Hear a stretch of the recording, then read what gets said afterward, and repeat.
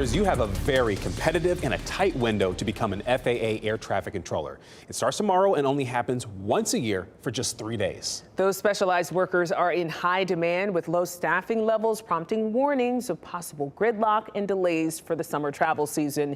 Pete Muntean went to a top air traffic control university, they exist, to find out what it takes to be a competitive applicant.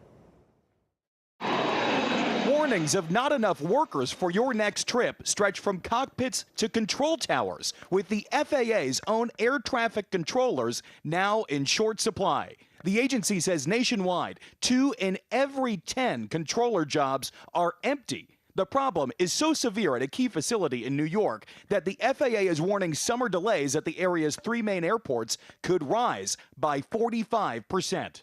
It's a chilling message that we're not able to fly the routes at that level because we don't have enough air traffic controllers.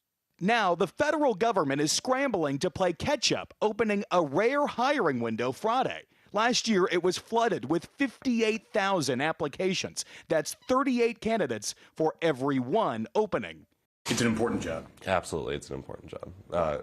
Well, it's the backbone for aviation. Carmen Smith is one of the air traffic control students here at Embry-Riddle Aeronautical University in Florida, ready to hit submit the moment the application window opens.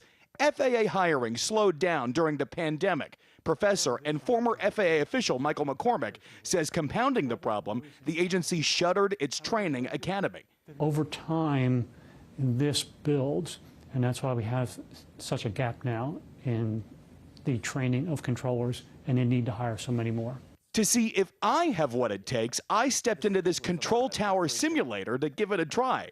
3455 Yankee, clear for departure 16. Students practice lining up flights for takeoff and landing, issuing fast, specific instructions with no margin for error. It's so much to keep track of. Yeah. This is a tough gig. It's probably every single time I ever hear someone say that it's such a stressful job, and I'm sitting here and I'm like, I can do it. Clearly, the students here are more accustomed to the intensity of this job than I am.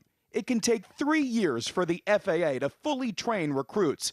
Acting Administrator Billy Nolan insists hiring is on schedule, but it might not be fast enough to keep flights on schedule this summer. We're hiring over the next 2 years, 3,300 additional controllers. That'll give us a net plus up of about 500, accounting for retirements and attrition. That was Pete Muntean reporting the rigor